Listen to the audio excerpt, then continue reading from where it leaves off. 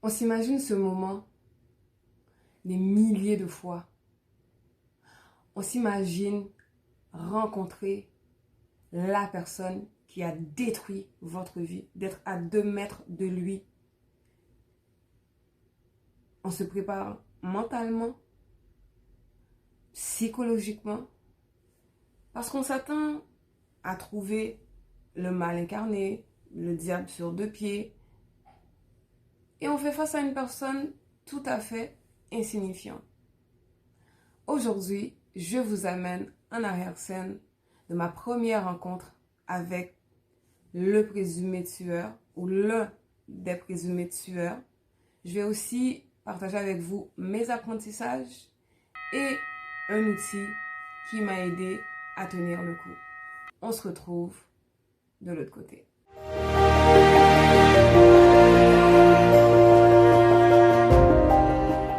Ce matin-là, j'étais tellement nerveuse.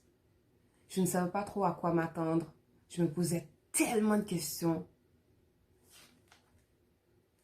Et lorsque le présumé tueur est arrivé, mon cœur s'est arrêté pendant quelques instants. J'étais figée de voir qui était la personne. J'étais étonnée de voir son détachement complet. C'est comme si il venait à une rencontre au McDo ou bien il venait chiller avec des amis, tout simplement complètement décontracté. Et je me demandais qu'est-ce qui se passait dans sa tête. Il ne semblait pas trop être dérangé, pas du tout même dérangé par notre présence, mon mari et moi. Il était menotté et il était assis là, comme si de rien n'était, comme si il n'avait rien fait. Et je dois vous dire que c'est l'un des moments les plus difficiles émotionnellement. Par contre, c'est aussi un soulagement parce que lorsqu'on met un visage sur la personne qui a fait l'action, il y a comme un certain soulagement, il y a comme, je dirais, une réponse en fait qui est répondue, un questionnement qui est répondu parce que pendant les 3 dernières années, on se demandait mais qui a fait ça? Il a l'air de quoi? Qu'est-ce qu'il pense? Comment qu'il est? Et lorsque je me suis retrouvée à peine 2 mètres de lui, je pouvais l'examiner. J'ai pris le temps de le regarder, de l'analyser, ses gestes et j'essayais aussi de décoder ce qu'il était en train de penser en étant là. Le seul message qu'on captait, qu'on pouvait capter, c'était que il a fait ce qu'il a fait et puis c'est tout. Donc il ne se sentait pas concerné, il ne démontrait pas de remords, on ne sentait pas qu'il était tourmenté, qu'il était troublé. Et ça, c'est l'une des choses qui m'a le plus dérangée. Autre chose qui m'a dérangée, c'est le traitement de la cour, c'est le traitement du tribunal face à lui. On s'entend que pour le moment et jusqu'au procès, jusqu'à ce qu'il soit prouvé coupable, il est le présumé accusé. Cependant, pour se rendre en ce moment-là, il y a eu des preuves qui se sont accumulées. Il y a une enquête qui a été menée pendant 3 ans. Alors, il y a de fortes chances qu'il soit le coupable. Ce qui m'a étonné lors de cette rencontre, c'est tout le processus, comment ça s'est déroulé. Mais c'est surtout lorsque la justice, lorsqu'on nous informe, Madame Cassius, vous savez, parce que ce jeune homme avait 17 ans, il y aura dorénavant un ordre de non-publication. Parce qu'il avait 17 ans lorsqu'il a tué ou lorsqu'il a supposément commis l'acte, il ne pourra jamais être identifié, révélé. On ne verra jamais son nom, sa photo. La seule chose que les médias ou la famille pourraient communiquer, c'est simplement son âge et ne rien révéler à son sujet. Et ça va être ainsi non seulement tout le long du procès, mais jusqu'à la fin du procès, et ce même s'il est déclaré coupable. Et là, je suis tombée des nues. Je me suis dit, mais premièrement, lors de cet assassinat, tous les paliers du système nous ont traités comme de la merde, comme des moins que rien. Et aujourd'hui encore, le système de justice continue à protéger ce soi-disant agresseur sous prétexte qu'il était âgé de 17 ans. Si on est capable de poser des actions d'adultes, pourquoi est-ce qu'on ne recevrait pas un traitement d'adulte? Venant d'apprendre qu'il ne pourra jamais être révélé et à son sujet, il faudra toujours garder l'anonymat sous prétexte qu'il avait 17 ans. Non seulement j'ai été choquée, j'ai été déçue et ça n'a fait que renforcer mes croyances, en fait, qu'il n'y a pas de justice dans ce système de justice. Il se peut que vous ayez rencontré une situation, vous avez vécu une situation et que on a pu vous rendre justice, on a pu vous traiter avec respect. Dans mon cas, non seulement tous les paliers du système nous ont détruits, et jusqu'à ce qu'on se rend en cours pour une première rencontre, une première face à face avec cette personne, on nous annonce qu'il aura encore la protection. Et tout au long de la procédure, on parlait toujours de on ne peut pas faire ci, on ne peut pas faire ça parce qu'il est mineur, vous comprenez, il est mineur. Donc on me demandait à moi, la maman éplorée, la maman qui a jamais perdu son unique enfant, de comprendre que ce jeune homme-là devrait être protégé, son identité devrait être protégée parce qu'il n'était pas adulte. Quand est-ce que cette société, quand est-ce que les dirigeants vont se mettre à la place des parents victimes, vont se mettre à la place des agressés, de ceux et celles qui ont subi, dévastés devant tout ceci. Et lorsque j'ai vu que j'étais en état de choc et que j'avais toutes sortes d'idées qui me passaient en tête, je me suis parlé à moi-même, je me suis dit, Ronit, tu ne peux pas t'effondrer. Tu ne peux pas te permettre dans cette première rencontre de t'effondrer.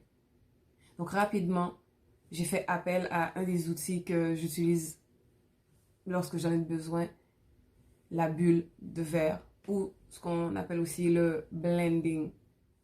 C'est un système qui sert de protection. Donc on s'imagine pendant quelques instants être dans une fibre de verre, en fait être dans une bulle qui est faite en verre et qui est incassable. Et cette bulle-là, aucune parole ne peut rentrer, aucun geste, aucune attaque de l'extérieur ne peut rentrer. Et je me suis imaginée pendant quelques instants dans cette bulle, je me parlais, je me disais, ok Ronit, ne lui donne pas satisfaction. Il s'attend à te voir réagir, il s'attend à te voir dévasté, éploré. Et je me parlais pour réussir à me calmer et en quelque sorte à me blender de tout ce qui se passe autour. Parce que même si il y a eu arrestation, même si nous sommes en procédure, le verdict n'est pas encore tombé. Et tout autant que le verdict n'est pas encore tombé, il y a aussi un risque. Ça se pourrait qu'il soit reconnu innocent, même s'il ne l'est pas. Et la famille doit aussi accepter que ce jeune-là, il pourrait s'en sortir, même s'il a commis le crime. Si vous avez écouté mes vidéos précédentes, ce que je vous invite à faire pour mieux comprendre ce dont je parle, un de mes apprentissages, je dirais probablement le plus important, c'est que cette journée-là, j'ai compris que même si on va aller jusqu'au bout, même si on se présente à à chaque procès ou à chaque rendez-vous de procès, il y a toujours cette possibilité, il y a toujours ce côté protecteur que la justice accorde aux abuseurs, aux agresseurs, aux tueurs. Et pour l'instant, bien sûr, je comprends qu'il est présumé.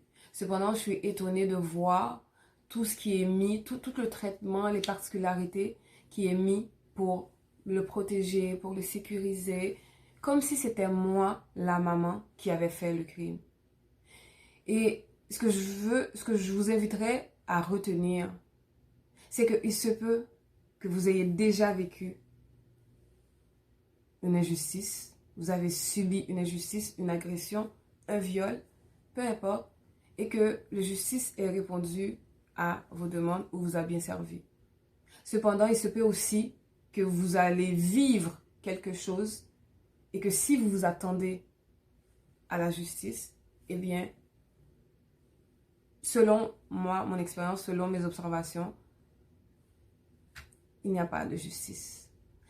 Je ne dis pas de faire sa propre justice, mais je constate qu'il n'y a pas de justice et aussi de ne pas vous attendre à ce que eux reconnaissent votre douleur, que les agresseurs ou l'agresseur, l'abuseur reconnaissent votre douleur pour que vous puissiez guérir. Se remettre d'un tel événement est assez difficile. Je ne vais pas vous dire que « Oh, mais oui, ça se fait en criant ciseaux ». Ce que je peux vous dire, c'est que oui, il y a possibilité de s'en remettre lentement. Il faut s'accorder le temps et il faut aussi accepter que ces gens-là peuvent ne jamais, non seulement reconnaître votre douleur, reconnaître votre perte et même vous adresser des excuses. Parce que oui, ça ferait du bien qu'ils reconnaissent ce qu'ils ont fait. On va arrêter ici pour le moment et je vous invite à vous abonner si vous ne l'avez pas encore fait, à partager cette chaîne à toute personne que vous connaissez autour de vous. Parce que même si vous n'en êtes pas conscient, les gens souffrent en silence. Que ce soit d'un deuil, d'une injustice ou d'une maladie, les gens autour de nous, autour de vous, souffrent énormément en silence. Et cette chaîne pourrait les aider. La semaine prochaine, on va continuer dans la même tangente et je vais vous parler de ce tunnel sans fin qui s'appelle l'attente. Donc, comment est-ce qu'on attend? Comment est-ce qu'on vit en attendant ce procès qui ne semble jamais arriver? En attendant, prenez soin de vous. Faites de vous une priorité. Et si vous avez des questions, je vous invite à me les adresser. Ou si vous avez d'autres aspects que vous voudriez que je traite, je vous invite à me les adresser. Prenez soin de vous. À la semaine prochaine. Merci d'avoir écouté cet épisode. Si le sujet vous a touché et que vous souhaitez m'encourager, je vous invite à faire un don à la bourse d'études Jason Collin. Votre contribution aidera un enfant à recevoir une éducation fondée sur la foi, l'amour et l'espérance. Un reçu d'impôt sera émis.